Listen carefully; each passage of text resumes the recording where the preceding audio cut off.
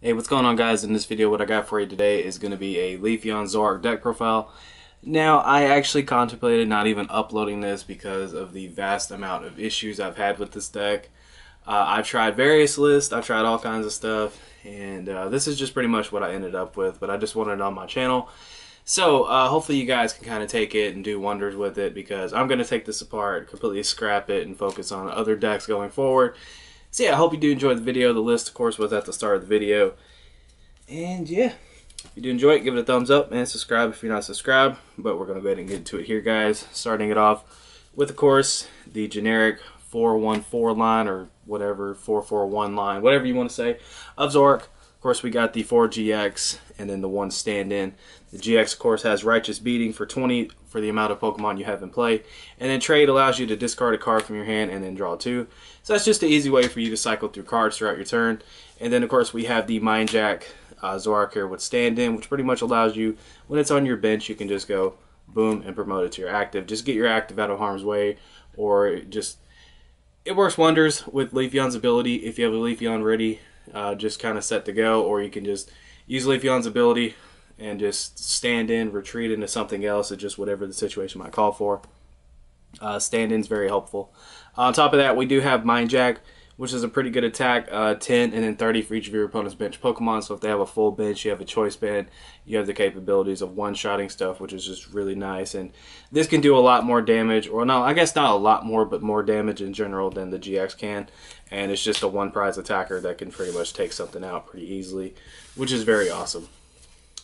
So next up, we have a 2-3 line of Leafeon. Of course, Leafeon, one of the newer cards out of Ultra Prism, has the ability Breath of the Leaves.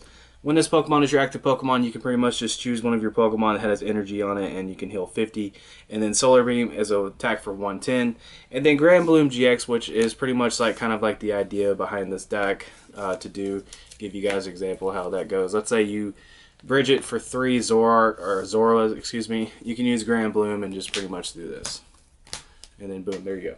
And since you can't use Trickster with this deck, Grand Bloom is pretty much like the only GX attack you can do. That's why we just do that. If you don't hit the Grand Bloom, Leafeon's still a pretty solid attacker you can use for future encounters and such. It also hits for Grass Weakness, which can take out Lycanroc, which is really helpful. And it's not weak to fighting like Zoroark, so this could be an attacker that you can kind of lead with in the Buzzwole matchup and just kind of soften up stuff. And it's really good against Jet Punch because it can heal the 30 that might get hit on your bench or something like that, which is really helpful. And of course, this Eevee right here, you can get it out like that. Just attach a Grass Energy to it, and you can just evolve straight into Leafeon and then Grand Bloom. Generally, like, I was going first with this deck, but you can try, kind of experimenting going second, just kind of seeing how that works. If you could see your hand before you decided, that would probably be a lot more helpful. But yeah.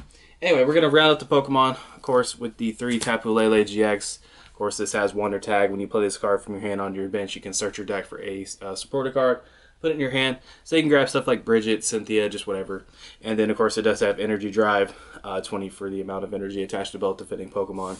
Of course, that is a staple, and it's going to be really helpful for you to pretty much get this going, so that we can just grab, I guess, like maybe 3 not a Zoroark, 3 Zorua, 2 Zorua, and an Eevee, just whatever. And then, of course, you can attach your Grass Energy and then just evolve these.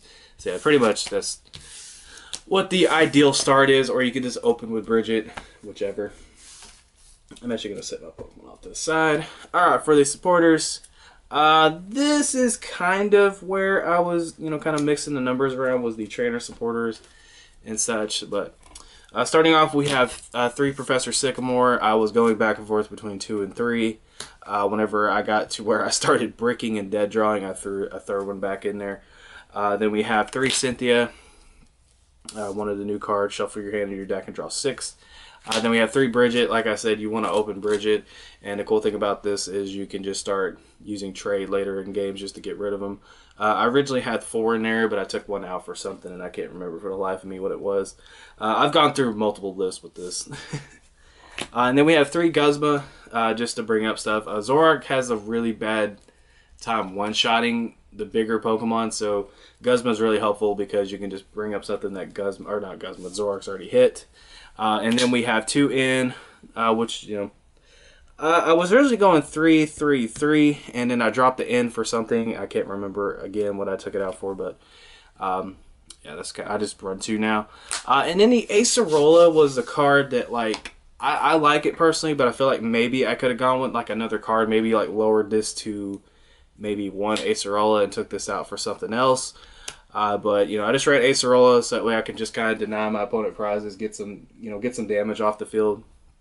But I feel like looking back now, this could have been kind of like one of the cards I could have dropped possibly. I just like Acerola, and I think one of the reasons why I was really into Acerola before was one of my earlier lists had Palpad, and so I could just keep throwing my Acerolas back in my deck, which was really funny to me. So next up, we got the trainers and such of the deck. We have, of course, the generic 4 Ultra Ball and 4 Puzzle of Time.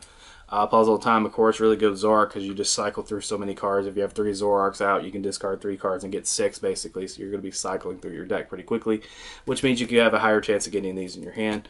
And on top of that, they can just grab stuff like supporters, DCEs, and such. And speaking of DCEs, going along with that, I do have 1 special charge in here just so I can shuffle DCEs back into my deck. I feel really comfortable having special charge. Then we have 2 Floatstone, 2 Choice Band, excuse me, and 2 Floatstone. I originally wanted to run 3. I actually think that, like, looking back now, possibly dropping an Acerola for a 3rd Floatstone actually might be a good idea. And I need to... Ooh. Okay, I'm so sorry. I thought I had to sneeze. Okay, whew. Hang on. I think I still might have to sneeze.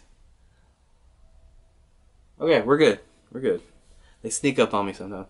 But anyway, going back, I think I would like to probably switch out maybe a Acerola for a 3rd Floatstone. It just really helps you out. Like, let's say you start with something in your active spot that's not Eevee, and you do hit the Bridget or the type of Lele play. You can just Floatstone the active, and then, just grab an Eevee right off the bat. Like, let's say you start Zorua and Grass Energy. You can just, like, do this after you Bridget and just, boom, Eevee. Evolve, knock your Zora off the table. so yeah, that's what you could do there. You could just bridge it, do all that nonsense, and then knock your Zora off the table because that's what's cool.